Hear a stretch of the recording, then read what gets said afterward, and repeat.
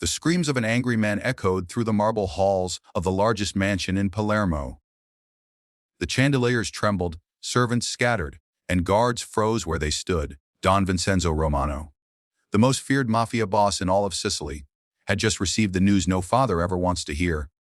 His only son, Marco Romano, pride of his life, was dying. For 6 months, Marco lay on a hospital bed surrounded by the best doctors money could buy. The world's top neurologists, surgeons, and specialists came one after another and failed. No one could explain why the once vibrant young man was slipping away. Every test came back inconclusive. His heart was fine, his brain scans clear, his organs untouched. And yet, every day his body weakened. Don Vincenzo offered millions to anyone who could save his son. "Name your price," he growled. "Bring him back to me alive." But not even 100 doctors could find a cure. Queue across the city, in a small apartment with cracked walls and flickering lights, Amara Johnson was scrubbing the floors of another house. Her mother, Patricia, had worked as a cleaning lady in Italy for years, having moved from Ghana with nothing but hope. Amara was her only child, quiet, brilliant, and full of questions.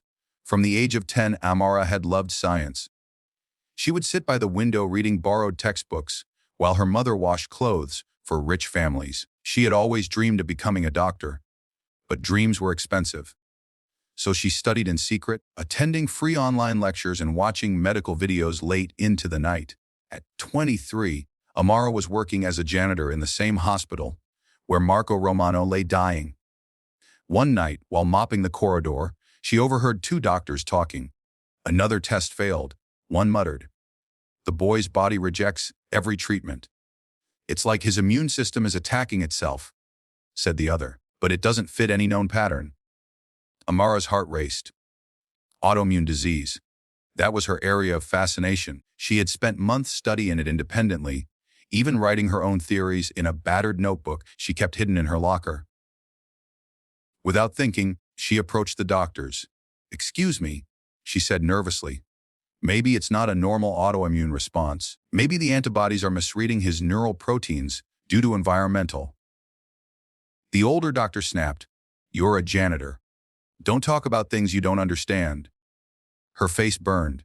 She apologized and hurried away, but the idea stayed in her mind like a fire she couldn't put out. 2. That night, Amara sneaked into the hospital lab. Her heart pounded as she ran Marco's latest blood test on her own. What she found made her tremble. Marco's immune system wasn't just attacking itself. It was attacking a protein triggered by a rare contaminant found in imported painkillers. The drug that was supposed to help him had turned his body into an enemy. She wrote everything down, including a treatment idea that could reset his immune response using nanotherapy. Something no one had tried before. The next morning, she begged to meet the head doctor. He laughed in her face. "You think you've solved what world-class specialists couldn't. You're a cleaner, not a scientist." But Amara didn't give up. She went home in tears, told her mother everything, and Patricia said softly, "Baby, sometimes God hides miracles in the people the world overlooks." Easter 2 days later, Amara was fired for interfering with patient procedures. But fate wasn't done with her. That night, 2 men in black suits appeared at her door. "The Don wants to see you," they said. Amara's blood ran cold.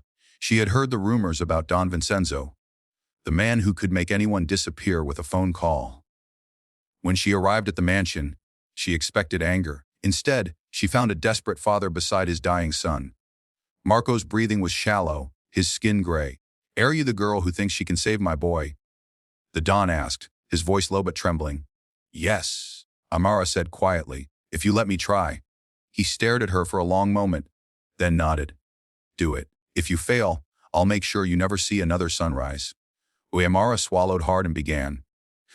With limited resources, she created a serum based on her theory, using compounds from the hospital's research waste and her own borrowed lab tools. For 2 sleepless days, she worked in silence. Her mother prayed in the corner of their tiny kitchen, whispering, "Lord, guide her hands." Finally, Amara injected the serum into Marco's arm, whispering a prayer of her own, "Please, let me be right." Hours passed.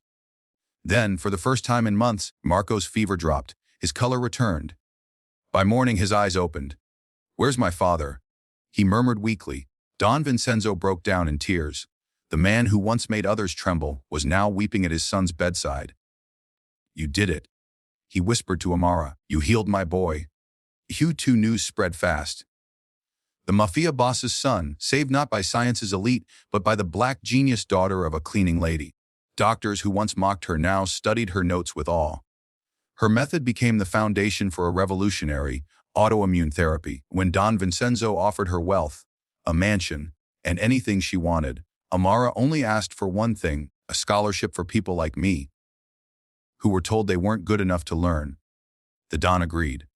And soon, the Patricia Foundation for Medical Hope was born, named after the cleaning lady who raised a miracle. 2 years later, at an international medical conference, Dr. Amara Johnson stood on stage as thousands applauded.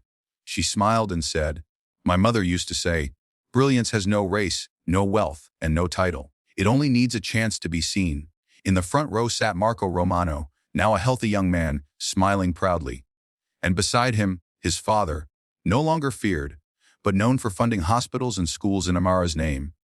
Message. Sometimes the world looks at your uniform and decides your worth. But your worth isn't in what you wear.